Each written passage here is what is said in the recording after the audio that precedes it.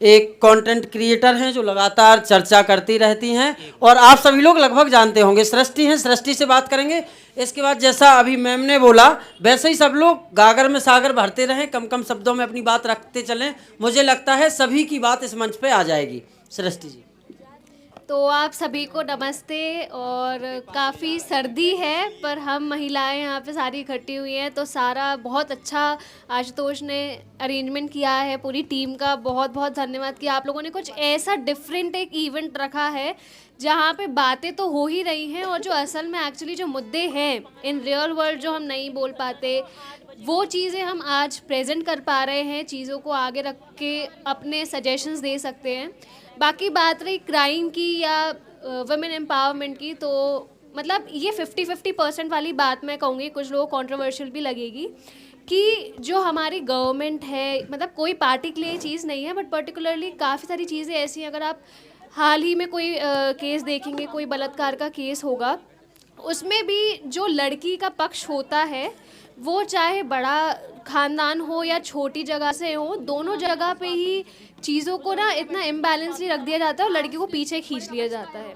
मैं भी अगर अपनी बात करूँ तो बचपन में बहुत सारी चीज़ें ऐसी होती थी कि हाँ चलो कोई, मैं अपना एक इंसिडेंट बताती हूँ। जब मैं बहुत छोटी थी, अराउंड 5th या 6th क्लास में होंगी, तो एक ट्यूटर होते थे, तो वो घर आते थे। अब जब छोटे थे तो हमारे टाइम पे, जब मैं बहुत छोटी थी तब तो इतना बैड टच गुड टच नहीं पता होता था, क्या है कैसा है नहीं पता होता था। तो जो ड्राइंग रूम होता था वहीं पे मैं और मेरा भाई, कज़न भाई पढ़ते थे हम लोग। तो ज़्यादा उम्र में हम लोगों का डिफरेंस नहीं था। तो जब वो टीचर आते थे तो क्या था कि वो पहले उन्होंने पैर छूना स्टार्ट किया था। फ्रॉक पहनते थे बचपन में, क्या ही और चीज़ें पहनेंगे। तो जब वो बैड टच वाली चीज़ आई, थाइस टच करी उन्होंने, फिर वो और उन्होंने टच करने का कोशिश किया, तो तब समझ में नहीं आया। तब मैंने अपनी दादी को बोला, अपनी मम्मी को बोला कि ये ऐसा ऐसा है, मुझे नहीं अच्छा लगता। फिर मैंने कुछ दिन ट्यूशन नहीं पढ़ा। उसके बाद जब वो चीज़ें मैंने और बताई तो मेरी मम्मी ने मुझे मना कर दिया कि पापा को मत बताओ, इससे होता कुछ नहीं है, हम उनको हटा देंगे टीचर को। तो वहाँ से उस आदमी को अगर वहीं पे थप्पड़ पड़ गया होता या वहीं पे उसके साथ कुछ ऐसा एक्शन ले लिया गया होता, तो आज वो जो ट्रॉमा बचपन का मुझ में रह गया वो पहली बात रहता नहीं। दूसरी चीज़ ये कि अगर पापा को पता लगता, हो सकता कि कुछ मेजर डिफरेंस होता, तो वो आदमी आगे मे बी उसने कुछ किया हो जो कि हमें नहीं पता है, हमारे बीच में वो बात नहीं आ पाई, वो किसी और के साथ भी वही सेम चीज़ कर रहा हो। तो ये 2-3 चीज़ें होती हैं कि फैमिली हमें मेजॉरिटी ऑफ द टाइम नहीं सपोर्ट करती है, हार्श रियलिटी है। कुछ किस्मत वाली होती है मैम जैसी कि हाँ उनके पेरेंट्स सपोर्ट करते हैं, उनके ग्रैंड पेरेंट्स सपोर्ट करते हैं, चीज़ें अच्छी हो जाती है। पर मेजॉरिटी ऑफ द टाइम्स अगर हम हमारे भारत जैसे देश में देखें, महिलाओं के सम्मान की बात कर लीजिए, सुरक्षा की बात कर लीजिए, हर चीज़ में पीछे हैं हम कहीं ना कहीं। और आपको as a female, as a women, financial independence आपके पास होनी चाहिए, जिससे ना आपको अपने बाप का सहारा लेना पड़े, ना अपने पति का सहारा लेना पड़े, ना अपने भाई का सहारा लेना पड़े। क्योंकि आज आपके माँ बाप हैं, कल वो नहीं है। तो इट इज़ वेरी इंपॉर्टेंट। आज मैं 24-25 साल की हो गई हूँ, मुझे मेरी फाइनेंशियल इंडिपेंडेंस के बाद समझ आई है कि जब आप अपने पैसे खुद घर में लेके आते, एक तो उसकी खुशबू, दूसरी उसकी कीमत माँ बाप को भली भांति समझ में आती है। तो ये 2-3 चीज़ें हैं जो हमें समझनी चाहिए। और एक और बात रही सेफ्टी की, तो कुछ चीज़ें आपको हमेशा अपने बैग में लेके चलनी चाहिए। चाहे आप स्कूल जाते हैं, कॉलेज जाते हैं, अपनी छोटी बच्चियों को भी आप ये बताइए। देखिए हर कोई स्कूल में आजकल ये ज़रूर हो गया कि चलो पीरियड्स बच्चों को जल्दी आ जाते हैं लड़कियों को, तो क्या है कि आप सैनिटरी नैपकिन लेके चले, ठीक है, वो चलो हो गया है हाइजीन, एक हाइजीन को लेके पॉइंट हो गया। बट आपको पेपर स्प्रे या लाल मिर्ची पाउडर हमेशा अपने बैग में लेके चलो, ठीक है। दूसरी चीज़ ये, कोई ब्लेड हो गया या जो फेशियल रेजर्स आते हैं, कोई ऐसी पैनी चीज़ अपने साथ हमेशा लेके चले, अपने बैग में डालकर चले, जो कि आपको इमरजेंसी के टाइम काम आए।